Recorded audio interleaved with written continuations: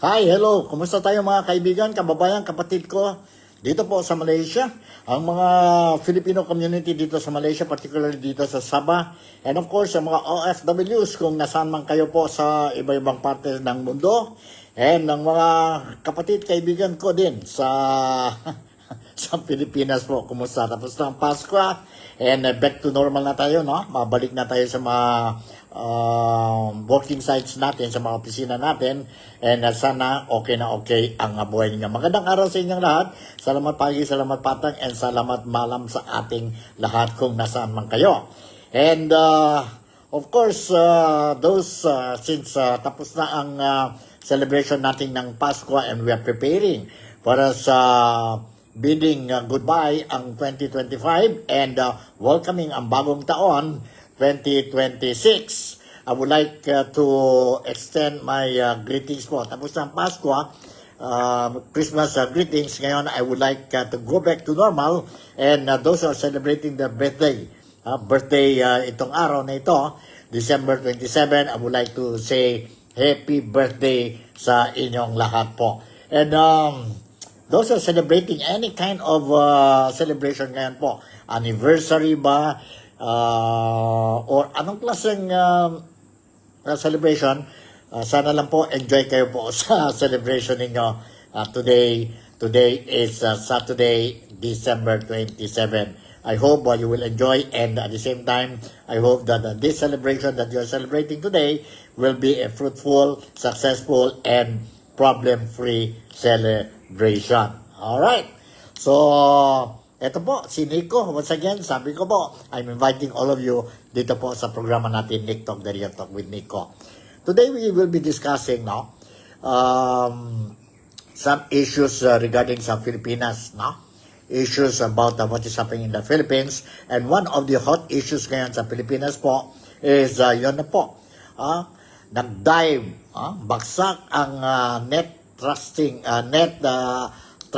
rate ni President Ferdinand Bongbong Marcos, which is now recorded at minus 3%. Samantala, ang Vice President, si Inday Sara Duterte, nag-akyat po ang net trust rating ni Inday Sara Duterte, which she managed to hit ang 31%. Bakit? Why? Bumagsak at saka tumaas ang rating ng dalawang top officials natin sa Pilipinas. Later on, I'm going to share with you some reaction coming from respectable media personalities dyan po, who is also involved dyan po sa social welfare survey.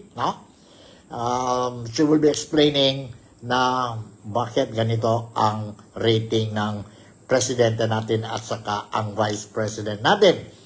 At the same time, isa pang topic that I want to touch po, itong topic, this issue became also a very hot issue po regarding pa rin ang flood control projects, anomalous deals, and at the same time, the 2026 national budget po.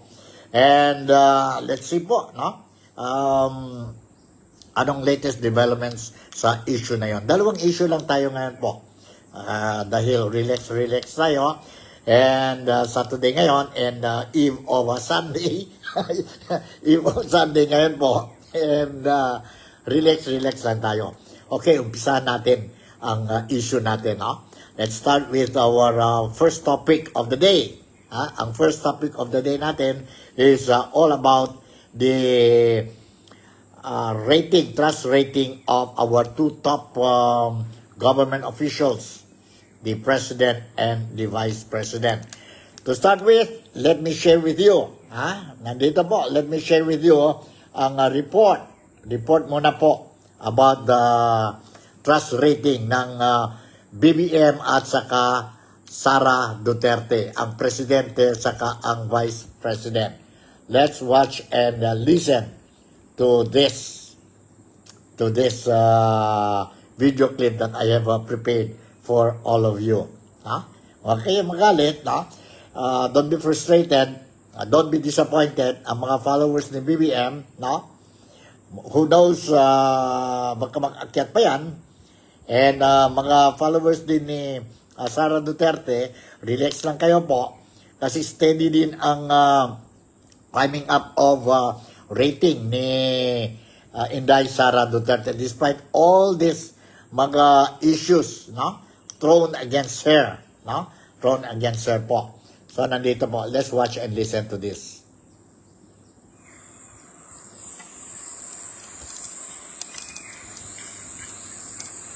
In the recent survey of the Social Weather Stations or SWS, Marcos's net trust rating slid to negative 3%, which is 7% lower compared to his rating in September. Meanwhile, Duterte's net trust rating is at 31%, or 6% higher than her previous numbers. Breaking down Marcos's scores, 38% of the respondents said they trust the president, while 41% answered in the negative. 20% were undecided. With the vice president, more than half of 50 or 58% of the respondents had expressed a high level of trust. 26% said they had little trust, while 17% are undecided. The survey was commissioned by Strat-based consultancy and was conducted between November 24 and 30 among 1,200 adult Filipinos. The poll has an error margin of plus or minus 3% for national percentages and plus or minus 6% for each area group. Now let's discuss. Alright, ayun po ang figures ni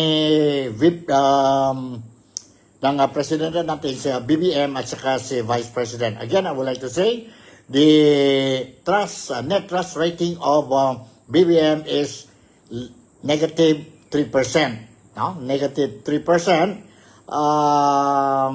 Ano ito? The percentage, 41% people who don't trust BBM and 20% undecided. Si Inday Sara Duterte naman, 26%. Nakuha niya po, people trust her, and 17% undecided. So, in the totality, ang breakdown dyan po is negative 3% for BBM and 31% for Inday Sara Duterte. Anong ibig sabihin yan po? Negative 3%. Ibig sabihin may utang pa si BBM sa mga tao. No? Kawawa naman, no? And yeah, I'm sorry to say this thing na po. Na I think this is the record. Breaking ito po sa history ng political history sa Pilipinas po. The only president, sitting president, na recorded negative 3% po, no? 3%. Mababa na talaga po yan. Mababa na talaga yan po. Imagine 3%. Mga ibang tao, they were saying, bakit hindi po ng zero? Zero. Huwag naman ganyan. Huwag naman ganyan po. No? And, ano kaya? Bakit kaya no, nagiging negative 3%? Despite all these things, sabi niya po, he's the one who exposed itong flood control project sa anomalous deals, no? And nakita natin po, si BBM is trying very hard, no? After 3 years, no? He's trying very hard to be exposed to the public every now and then, no? Every now and then. Lahat na lang mga news, breaking news po. He is the one who is putting it out, no? Sa blogging niya po, sa video clips niya po. Like, for example, ang SSS loan, siya na talaga po nag-announce instead ang mga ibang tao, which normally the president will not do that, no? Pero ngayon po, every little things, si presidente na po mismo mag-announce, breaking news po. Some people will say, ano ba yan, na si BBM, is he trying to scoop ang mga local media, national media dyan sa Pilipinas? No? Scoop sa mga local medias? Because lahat na lang.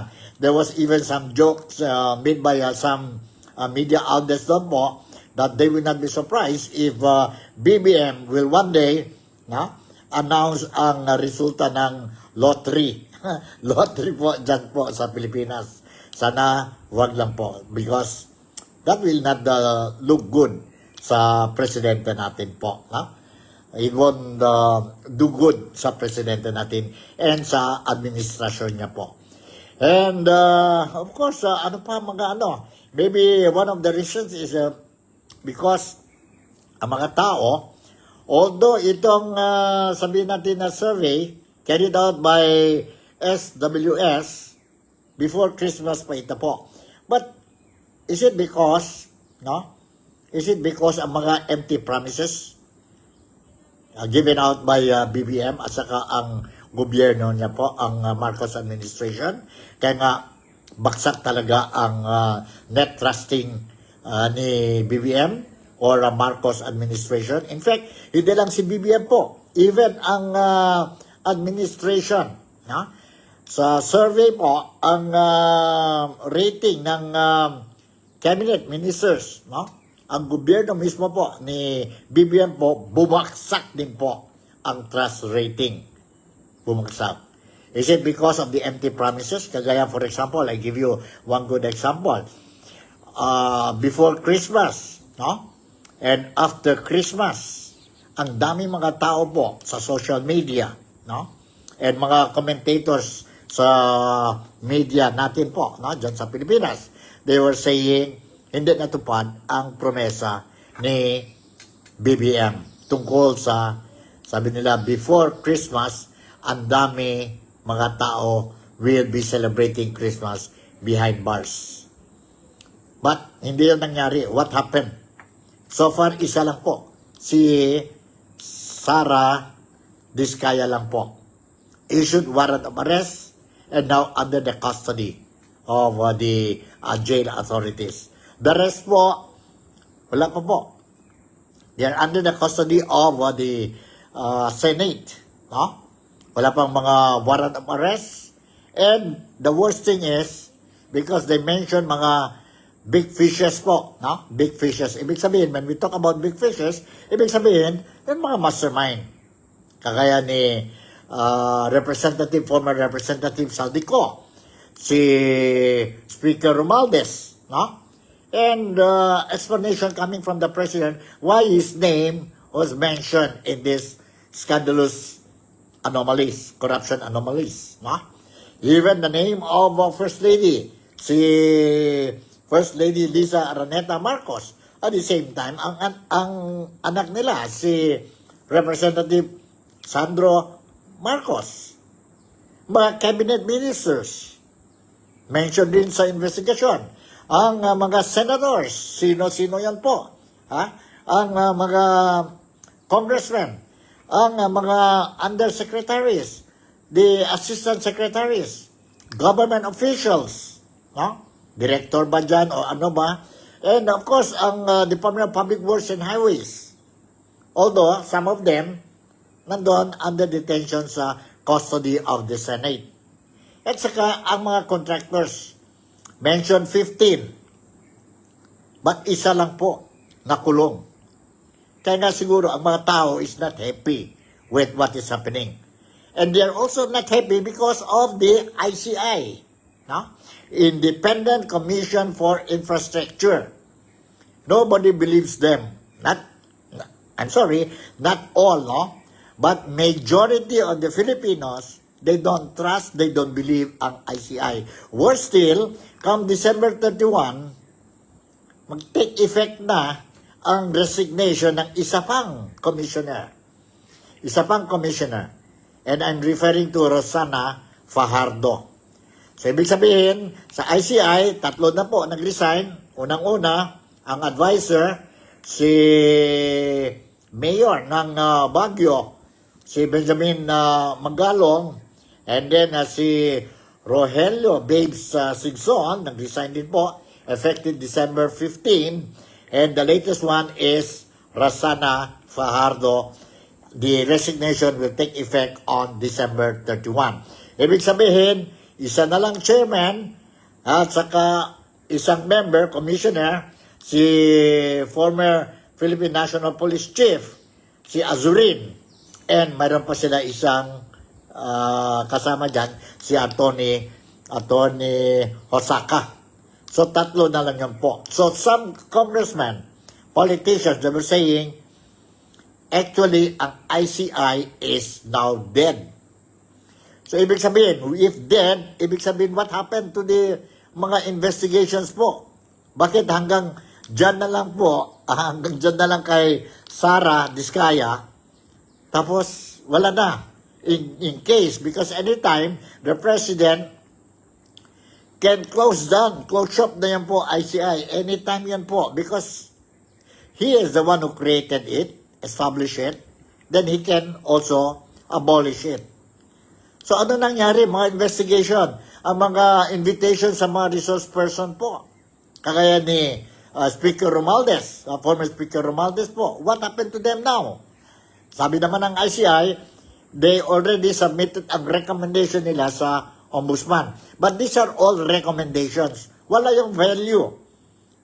Ang Ombudsman now will look into the recommendations and they will study, scrutinize it, and see if there is a reason for them to file cases against these people po.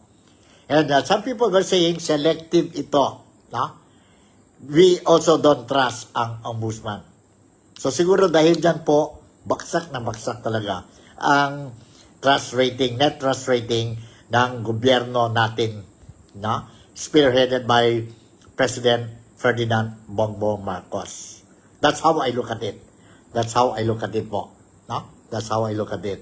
Kayo po, how do you look at it? Medyo malungkot this kind of news that I am giving or putting out ngayon po. But that is reality. This is reality. That is exactly what is happening dyan po sa Pilipinas. Wala na tayong Blue Ribbon Committee hearing. I don't know what happened to them po. No? Wala na. So what happened? Saan? Saan ba tayo? Which way are we heading now when it comes to the flood control projects, anomalous deals? Which way are we heading now when we want to know the truth regarding ang, sabihin natin, what really happened and who are involved dyan po sa 2025 national budget, which has been described as the worst and corrupt national budget in the history of the Philippines.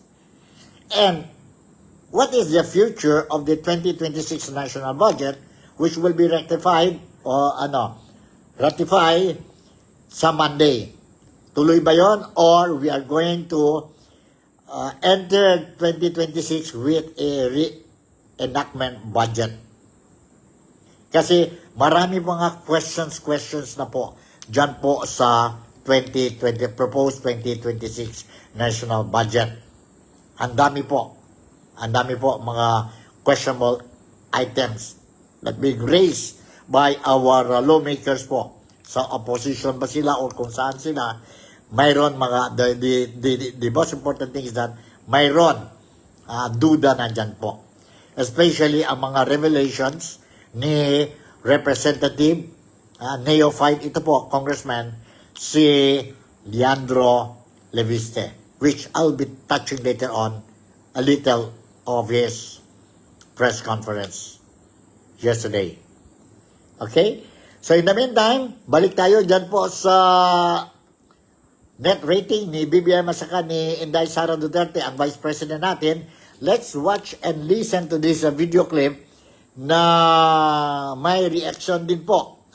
May reaction si one of the, I think, board member directors ito po ng Social Weather Survey, and I'm referring to ang respectable media personality din po, columnist, no? Si Malu Takia.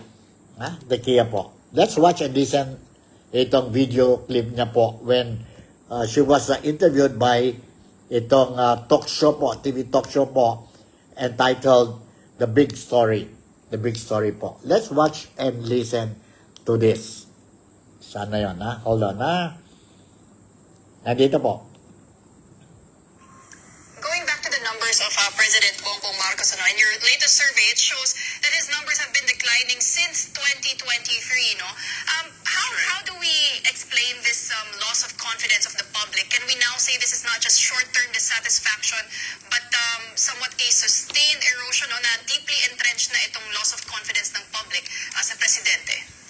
Pauline, you're correct. I would characterize it as a historic crisis of public trust because it started really 2023, and all of us were thinking that he would be able to bounce back from the 2025 elections, but it did not. And then from then, people were saying he is really risking his administration with this flood control attempt when he said, mahiya naman kayo. But If I may interrupt, nag-uptick yung kanyang numbers nung shortly after that, Diba? Yes. Weakest outlook since 2022. There was a brief recovery in quarter 2, 2025, and then the optimism collapsed again in quarter 3, 2025, and today, quarter 4, it's down in what we call as new lows for him. So it's really, as Pauline was saying, it's really an erosion, and principally it's an erosion of trust. Okay, were you about to add something? Go ahead. I wanted to point that out because I wanted to ask you if you thought that was it a desperate, yung mahiya kayo speech, was that a move to, bring up his numbers or be popular, and then only to boomerang in a big way? They're calling it as like inoculation. Yes.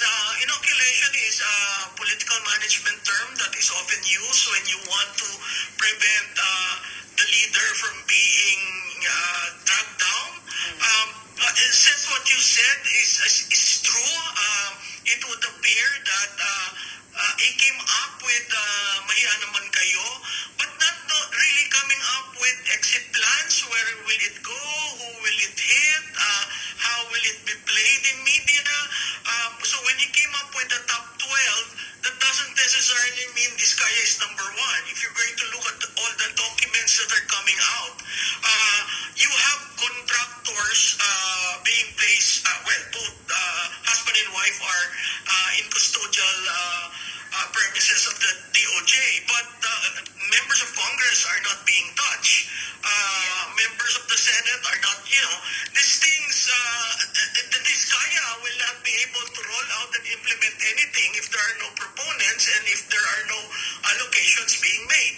So, talagang it boomerang on him, and it boomerang on the administration, because the administration now has a negative, when I say the administration, the cabinet has a disapproval rating of 51%. So that is telling for the whole, the president and the cabinet. Do you think Yun po, narinig natin si Malu Tequia giving her reaction sa bakit nag-dive ang net rating ni BBM to -3. Breaking record ito ni Presidente Ferdinando Bongbong Marcos Jr. po. Wala pa ito nangyari sa ibang mga presidente natin sa Pilipinas. So, ibig sabihin, wala na talaga ang trust mga Pilipino sa kay Presidente BBM. Hindi naman siguro lahat, mayroon pa -3% who still trust si BBM, but majority they don't trust anymore. So what happens next, we don't know po. Will the President accept ang survey, or he will just say it is just a survey po? And baka si Malacanang spokesperson, si Yusek Claire Castro, will say it's another chismis ba or fake news ba, and so forth and so on.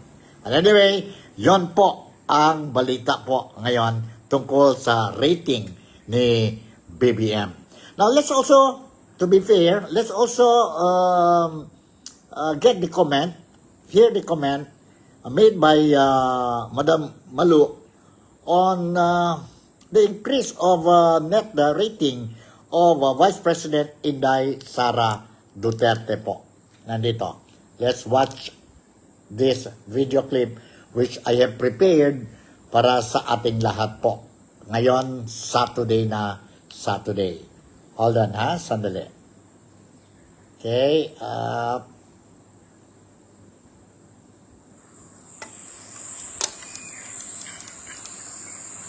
In the recent survey of the Social Weather Stations or SWS, Marcos's net trust rating slid to negative 3%, which is 7% lower compared to his rating in September. Meanwhile, Duterte's net trust rating is up 31% or 6% higher than her previous numbers. Breaking down Marcos's scores, 38% of the respondents said they trust the president, while 41% answered in the negative. 20% were undecided. With the vice president, more than half of 50 or 58% of the respondents had expressed a high level of trust. 26% said they had little trust, while 17% are undecided. The survey was commissioned by Strat-based consultancy and was conducted between November 24 and 30 among 1,200 adult Filipinos. The poll has an error margin of plus or minus 3% for national percentages and plus or minus 6% for each area group. Now let's discuss. alright, yan po ang report regarding ang trust rating ng dalawang president and vice president natin. Nasaan na yan, Sandali po. Saan ba yun ang reaction ni Madam Malu? Nandito pala. Ni Madam Malu regarding ang trust rating ni VP Sara. Let's watch and listen to this. Relatively high ratings of VP Sara. Well, one is, I think that the public is rating it in terms of she is not part of the flood control mess. That's one. Secondly, when it comes to the intelligence and confidential funds, she does not have that. And third, I think when Congressman Leviste clearly said, I think in one of your shows, that the Vice President doesn't have any project under the proponent or whatever list that DPWH has, that sounded like the people saying, we trust this leader better than the incumbent president. No, let's go back to what did you say about the confidential funds? That The confidential fund, the Vice President doesn't have any allocation for the confidential fund. It stopped in 2024. but there's still questions over. Yes, there are still questions, and the COA has already released their final decision on that. And if the Vice President is to answer that, probably that would be in the impeachment court if there is an impeachment case filed against her. Yan ba, narinig natin si Madam Malu, no? Talking about the confidential funds, kung bakit tumaas ang rating ni Inday Sara Duterte, Vice President Inday Sara Duterte. Yes, totoo yan po. I also saw ang mga records po, no? That si Inday Sara Duterte, wala na po confidential funds since 2024, 2025. They did not give her. Now, on the previous issues, yun 125 million yata yun po, no? Confidential funds, kung paano siya nagamit within 11 days yata yun, no? 11 days po. Ang COA already cleared her name. Cleared na yun po. No? So, kung mag-raise pa itong issue sa confidential fund, so siguro that will be the time kung matuloy talaga ang impeachment ni Inday Sara Duterte next year by February. Kasi mayroon na nag-file ng impeachment or planning to file, preparing for the second impeachment case against Inday Sara Duterte right after mag-expire ang one year ruling yata yung policy po, no? Na ibig sabihin, isang beses lang sa isang taon ang impeachment complaints sa impeachable government official. So, it will expire in February.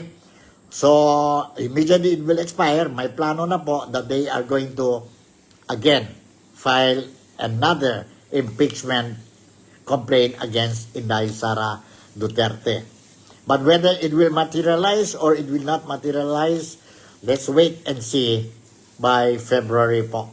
No? By February. So, mayroon din mga haka-haka, mga news spreading dyan po sa Pilipinas na next year will be a bumpy year for the Filipinos, no? Especially in the political arena, dahil po there is a possibility that there might be 2 impeachment complaints to be filed. Po. One is for Inday Sara Duterte, and the second is impeachment complaint against President Ferdinand Bongbong Marcos. But let's see, as what I said, let's see hanggang magdating na ang month ng February. Po. So yun po, that's the latest when we talk about ang political scenario dyan po sa flood control projects, sa national budget natin po, no? 2025 and 2026 national budgets po. Hot issue yan po ngayon. And the Filipinos are not taking it lightly. We continue to monitor ang mga updates dyan po sa issues. And we are not forgetting na tayo mga Filipinas po, especially kagaya natin mga ordinaryong Filipino, we suffered a lot because ang pera by the trillions po, nagnakaw ang mga politicians natin. And dahil dyan po, sa greediness nila, no, ang mga Filipinos are suffering every time pagdating ang natural calamities po. Hindi lang natural calamities, our day-to-day life po is being affected because ganon pa rin araw-araw ang presyo ng mga bilihan po going up. Ang kuryente, ang tubig, ang gasolina natin po, no? Continue to go up. So mahirap ang buhay ng mga Filipinos. And wala pang solution. No? Wala pang solution po. Now there is no concrete evidence that we can see that the government is really doing something to protect the interests and welfare of every Filipinos dyan po sa Pilipinas. Hindi lang dyan po sa Pilipinas, that includes also ang mga overseas Filipino workers who are taking the risk working abroad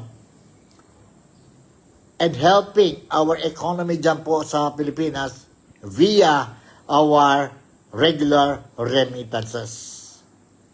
Sana lang po ang mga taxes namin po will once again go to the proper agencies, to the proper people po, and they will use that money ng mga tao po, ng taong bayan, to improve ang public facilities natin sa Pilipinas. But what happened? Ang pera, taxpayers' money po, nagpunta lang po sa bolsa ng mga corrupt elected officials natin. And hanggang ngayon po, we are really frustrated, we are really angry, we are really disappointed na hanggang ngayon po, although we know already kung sino-sino yan involved, but hanggang ngayon, isa lang nakulong po. And mayroon naman silang promesa yesterday, it was announced by Malacanang that mayroon daw, ang dami daw makulong in the coming New Year. Promesa na naman. Tama na yon ang gobyerno. No? Why don't you stop talking and itong words ninyo, put it into action instead of giving us false hope. Instead of magbudol-budol na naman sa amin. Alam na namin kung sino-sino po sila.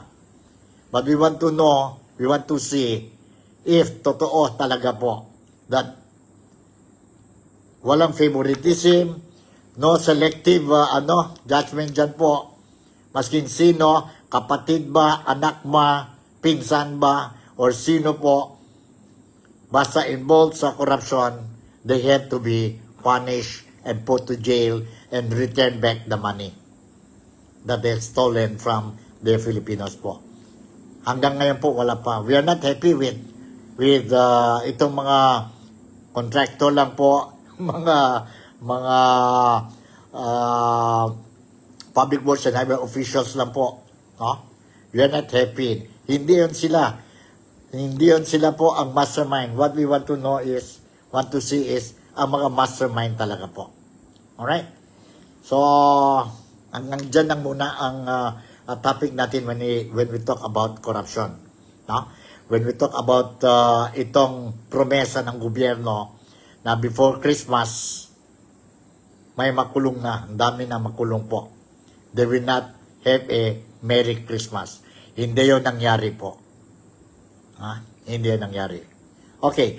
The last topic that I want to touch is itong issue po ni Representative or Congressman Leandro Leviste. This is the son of Senator Legarda. No?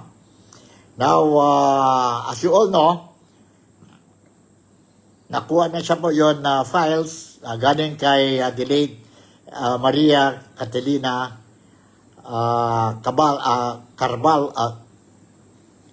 Catalina Cabral na is holding, and now he released it already po. No? He released it po. So dahan-dahan po lumalabas na po ang mga datas, mga informations po. Cabral, no? So lumalabas na po. And he had a online press conference yesterday po. I will not be able to show you the whole press conference, a portion of it, especially towards the end po, no? I will share with you itong video clip ni Leviste. And at least you will know kung bakit and ano talaga ang purpose niya po. Why he called for the press conference yesterday ba yan? Yesterday ba yan? Nandito po. Let's watch and listen to the video clip that I have prepared for all of you. Hold on, ha? Saan na yun?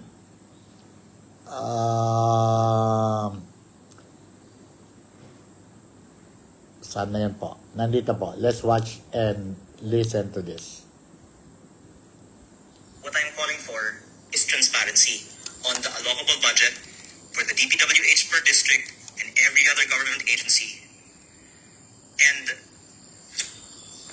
that this can be done immediately before the approval next Monday of the 2026 budget. Every government agency can release the allocable budget. I'm asking the DOH to release the allocable budget per district of MAIP. I'm asking the DSWD to release the allocable budget per district of AIX.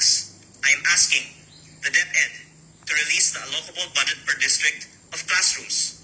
I am asking the NIA and the DA to release the allocable budget per district of FMRs and even the newly created Presidential Assistance for Farmers and Fisher Folks.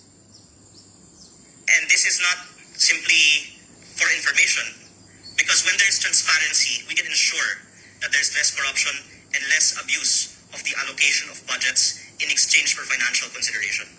Because it has been much reported that there is similar anomalies in at least the farm-to-market roads of the PA. So we have already disclosed the allocable budgets of every district in the DPWH. I am kindly asking the Department of Agriculture to release the allocable budgets or the assigned budgets of every district in the country for farm-to-market roads. The list of FMRs for 2026 has already been enumerated, and I would like to ask that before the budget is approved on Monday, we can see how much the budget of every district is in FMRs. And lastly, I would like to ask the House of Representatives to explain why did it increase its own budget by almost 10 billion pesos or almost 31 million pesos per congressman, and where the almost 8 billion peso increase in MOOE will go, not only as lump sums, but per congressman. How much will every congressman get out of the almost 8 billion pesos increase in MOOE?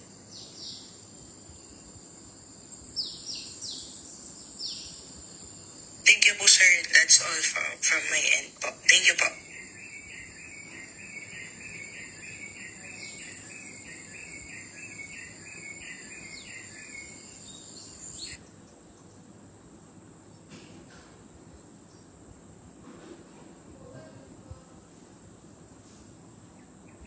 Okay, yan po. Narinig natin si Representative o Congressman Leandro Leviste. And yun po, narinig natin, no? 20 billion pala yun, no? 20 billion pala yun additional budget po para sa Kongreso, no? And wala yung debate, wala yun, no? And they don't know kung saan yun magpunta ang additional 20 billion at 10 billion additional allocation para sa Kongreso lang mismo po. So, ibig sabihin, kung 10 billion, sabi ni Representative Leviste, if you are going to divide it sa 300, slightly over 300 congressmen po, bawat isang congressman will be having additional of 31 million pesos po. No? 31 million pesos for 1 year. Apart from their 150 million, no? Yun po ang problema dyan sa Kongreso sa 2026 national budget. Medyo maingay yung ngayon dahil dami na po mga question mark po. No? Dami mga question mark. And bakit po si Department of Public Works and Highways, Vince Dizon, hanggang ngayon po, ang mouth niya po is zip, serado po. Samantala, is one secretary po, very vocal when it comes to itong mga issue po sa Department of Public Works and Highways. And ngayon, bigla na lang po, mga media sa Pilipinas po, they try to interview him, but cannot reach him. Ano kaya nga ang rason? What is the real reason why he don't want to talk now? He don't want to talk now. Bakit kaya, no? Ako din, I'm also surprised. Bakit ganyan ang ano ni Secretary Vince Dizon. So, okay. Siguro hanggang dito na lang muna ang programa natin na tungkol sa mga issues dyan po sa Pilipinas. And I will continue to monitor and I'll make sure that every time may mga updates, I will make sure that you will be properly informed. Siguro I won't be able to do the breaking news para sa mga Filipinos dito po sa Malaysia, particularly dito po sa Sabah, or sa mga followers ko po dito sa TikTok, Daily Talk with Nico. But definitely, you will get the news. You will get the news. Hindi stale news po. Hindi stale news. I will make sure that you will get the news so that you will not be blamed of what is happening dyan po sa Pilipinas. So siguro hanggang dito na lang muna ang programa natin. And once again, si Nico Fabian would like to say maraming salamat po for making me a part of your day today. Ingat talaga tayo po, and let's pray for our country. Let's pray for the better future for the Filipino nation. Ang mga buhay natin po will level up po come 2026 or ang bagong taon po. Malaysia, Sabah, the Philippines, God bless us all, and I'll see you in my next episode. Bye, and I love you.